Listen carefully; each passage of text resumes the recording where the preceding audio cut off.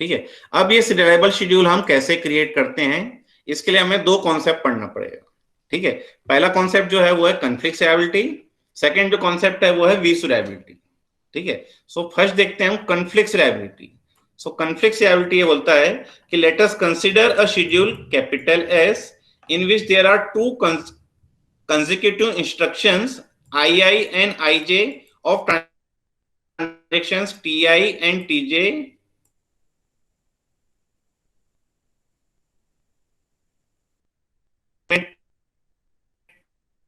ti और tj same instruction मेरे नहीं होने चाहिए, मतलब दो अलग अलग ट्रांजेक्शन मेरा tj।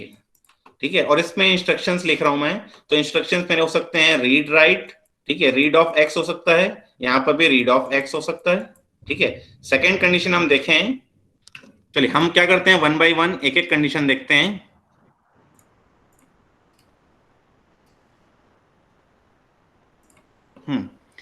मेरे पास दो ट्रांजेक्शन है। ठीक है, मेरे पास दो ट्रांजेक्शन है, एक ट्रांजेक्शन है मेरा T1, एक ट्रांजेक्शन है मेरा T2। ठीक है, अब इसमें मैं कुछ इंस्ट्रक्शंस लिख रहा हूं, इंस्ट्रक्शंस को बोलता हूं मैं II एंड IJ, और ये इंस्ट्रक्शंस मेरे रीड राइट हो सकते हैं। ठीक है, तो अगर ये रीड परफॉर्म कर रहा है X में, ये भी रीड परफॉर्म कर रहा है Y में। ठीक है, तो मैं इन दोनों को स्वैप कर सकता हूं, मैं स्वैप करा सकता हूं कि ये पहले एग्जीक्यूट करे या फिर ये पहले एग्जीक्यूट करो, दोनों इंडिपेंडेंट ट्रांजेक्शंस हैं। ठीक है, किसी की माइक चालू है, बंद कर दीजिए।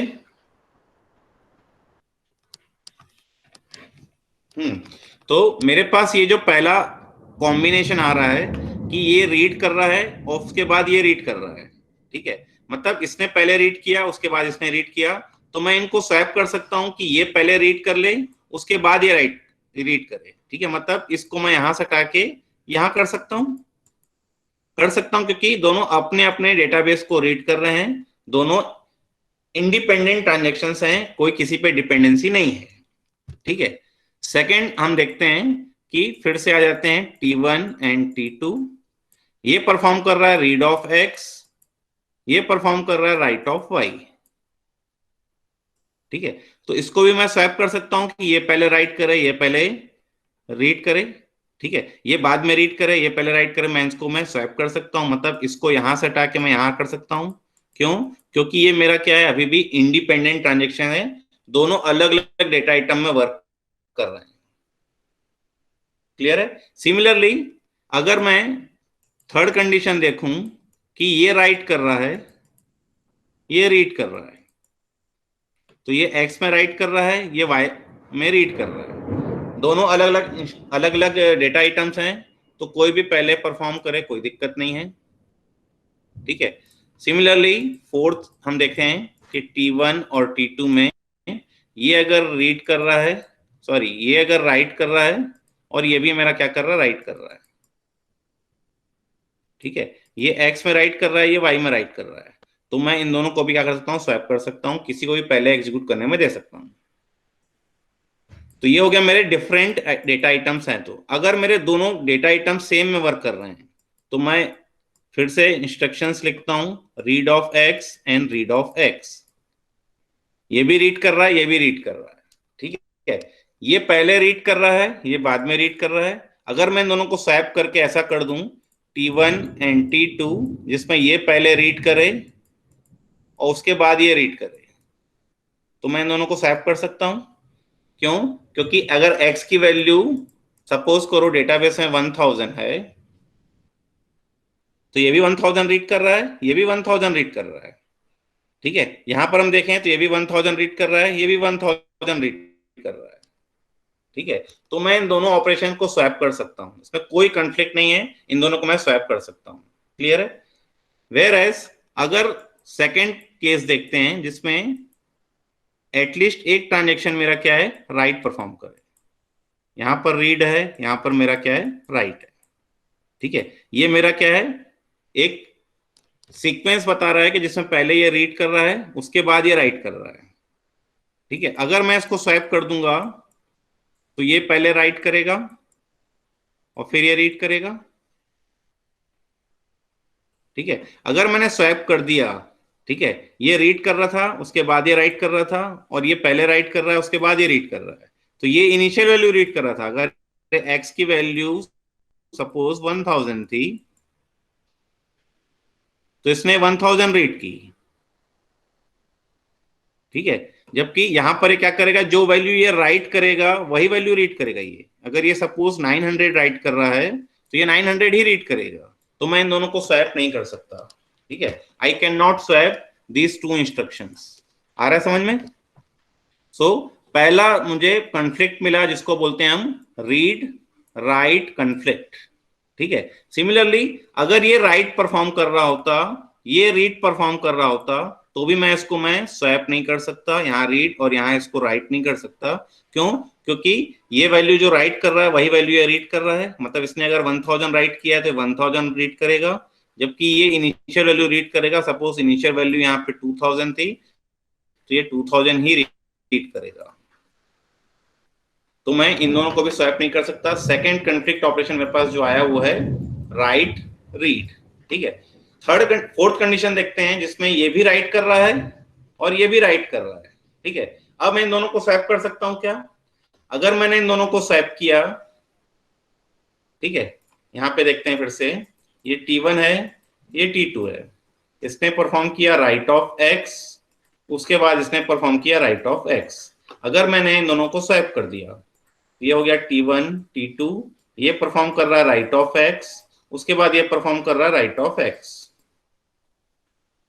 ठीक है। अब अगर सपोज करो कि x की इनिशियल वैल्यू कुछ भी हो, ये क्या कर रहा है मेरे को, ये राइट करके दे रहा है 1000, उसके बाद ये राइट कर रहा है 2000,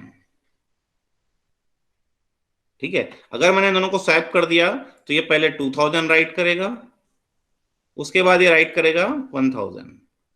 सो x की फाइनल वैल्यू इसमें क्या आ रही है, x की फाइनल वैल्यू इसमें आ रही है 2000, जबकि इसमें x की फाइनल वैल्यू क्या आ रही है 1000।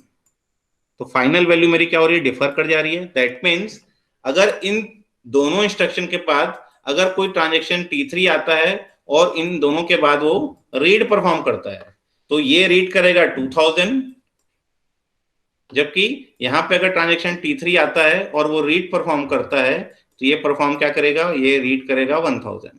सो ये जो वैल्यू रीड कर रहा है वो वैल्यू मेरी चेंज हो जा रही है। दैट मीन्स मैं इनको भी स्वैप नहीं कर सकता। क्लियर है? So there are 3 conflict operations, read write, write read and write write, when both the transactions operate on same data item। अगर दोनों अलग अलग डेटा आइटम वर्क कर रहे हैं, तब तो मैं किसी को भी स्वैप कर सकता हूं, कोई मेरा कॉन्फ्लिक्ट ऑपरेशन नहीं है। क्लियर है यहां तक? किसी को डाउट है यहां तक? No sir. हेलो, आवाज आ रही है?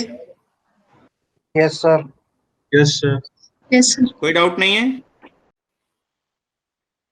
No sir. चलिए, तो ये जो मैंने अभी आप लोगों को समझाया, ये वही आपको। नो सर मतलब क्या बोल रहे हैं आप लोग? हेलो, सर डाउट नहीं है। डाउट नहीं है ना? हाँ, तो वही देखिए, जो मैंने अभी आप लोगों को 4 ऑपरेशंस पता है, ये वही है कि रीड ऑफ क्यू मेरा कॉन्फ्लिक्ट नहीं है, मैं इनको स्वैप कर सकता हूं।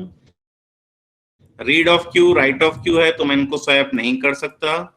राइट और रीड है तो उनको स्वैप नहीं कर सकता, राइट राइट है तो उनको भी स्वैप में नहीं कर सकता। क्लियर है? So we can say II and IJ conflict if one of the operation is right operation, ठीक है, at least one of the operation is right operation। that means read write write read write write, ये 3 मेरे क्या है, conflict operations हैं। Clear है?